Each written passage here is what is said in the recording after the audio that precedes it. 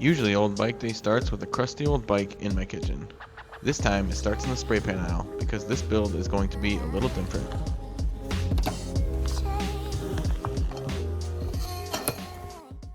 Hey everyone, welcome back to Village Bike Kitchen. I've got another episode of Old Bike Day queued up for you. My neighbor just gifted me this 20-inch kids bike. He knows I'm obsessed with bicycles and he knows I've got small kids. And this bike's going to be perfect for my daughter who's about to turn 7. But I think she'll have a lot more fun with this bike if it was in a color that she enjoys.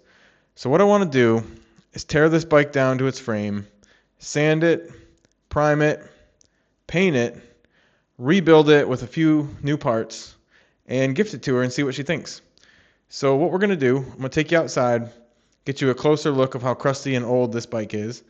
We'll bring it back in here, we'll tear it down to the frame, and we'll begin. When my daughter first saw this bike, she kind of shrugged and walked away. Not impressed. And to be honest, I don't blame her. It looks tired, old, and dirty. Not exactly a kid's dream bike. Maybe I'm crazy, but I see a good bike here. A bike worth saving.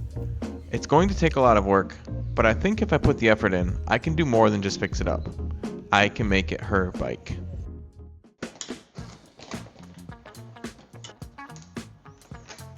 The most important thing I can do for this bike is to make sure my daughter is excited about it. And the best way to do that is to change the color. But before I can paint anything, I need to take every part off this bike. Doing that not only gets me down to the frame, it also lets me see which parts are worth saving and which ones I can swap out to make this project even more exciting for her.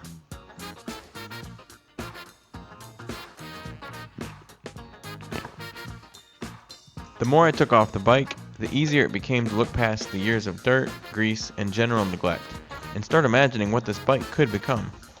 But before I got too excited about that, I still had to get through all the less glamorous work. I always forget which way to turn these. We'll see.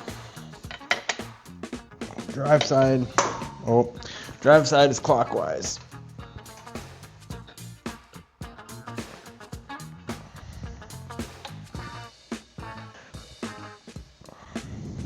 Alright, let's bust out the bigger wrench.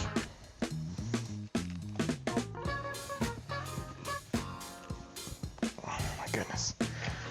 Alright.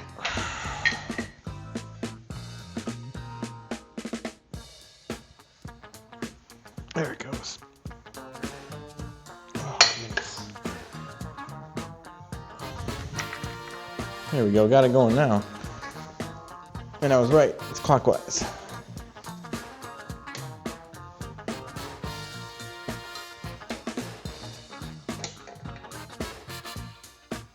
Bottom bracket's in great shape. We're gonna reuse this for sure.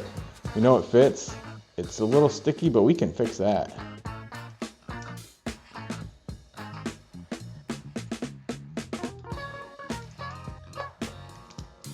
With the bike just about stripped down, I had what I needed. A bare frame, a better idea of what parts I could save, and a clear path toward the part my daughter actually cared about, the new color. First though, the frame needed a proper clean before I could move on to the next steps. Okay, teardown was not a problem at all. The bottom bracket was a little stuck, but we worked that out. I gave the bike a quick clean to get it ready to sand. And this bike looks fantastic. I almost don't want to paint it as good as this frame is shining, but she's gonna like a different color, so we're still gonna do the painting.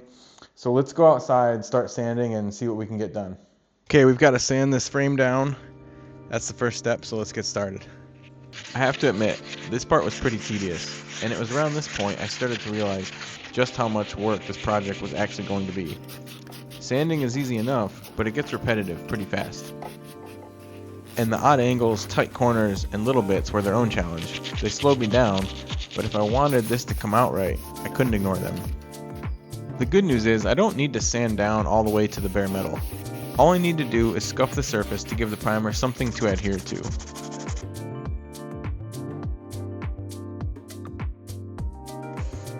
Once I felt reasonably sure I had sanded the entire frame, I cleaned off all the residue with some degreaser.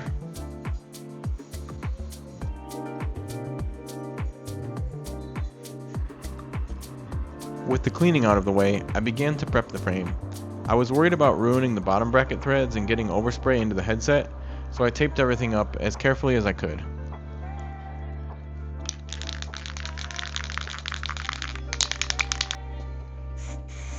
It was finally time to start making some real changes to the bike. Applying a good coat of primer was the last step before I could start turning it into something my daughter would be excited about. Okay, we got a first coat of primer on there, so let's just let it dry. Definitely a rookie job.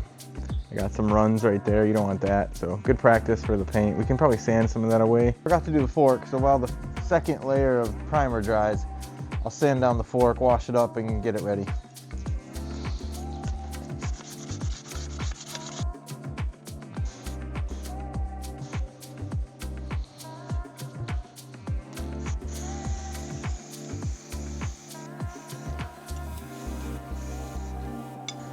The frame and the fork are primed, so we're gonna sand them with some fine grain sandpaper and throw on the paint. Give this fork a go. Now for the part my daughter cares about the most, the color. She picked baby blue, which surprised me a little bit. She used to really favor pinks and purples, but lately she's been really into blue. And now it's finally time to see how it will look on the frame.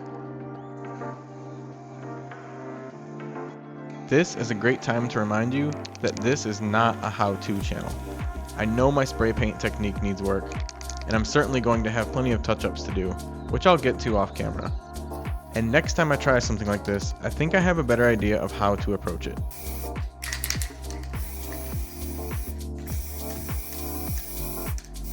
I was running out of daylight fast, so the clear coat would have to wait until tomorrow, which seemed like a reasonable enough choice at the time.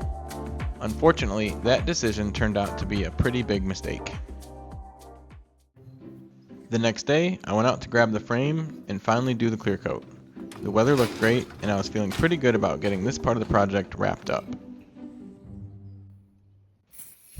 And then, out of nowhere, the wind picked up and started shifting direction and just kept getting stronger.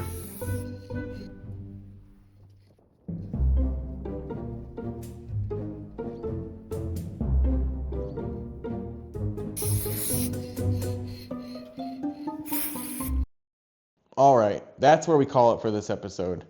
You guys saw in the last clip the weather turned right when I was about to clear coat the fork and the frame, and I didn't want to make a big mess of it, so I just called a pause. And honestly, it's probably for the better. There's still too much to do for one video. I've got all these parts that need deep cleaning, and the parts I ordered for the bike to upgrade some of the broken, crustier parts, they're not even in yet. So tune in next time, and we're going to do a bike build video and try to build my daughter her dream bike. I can't wait to see you guys there. Thanks. Wouldn't you know it, as soon as I put everything inside, the weather became beautiful again, and I totally could have clear coated it. That's okay. We'll see you next time.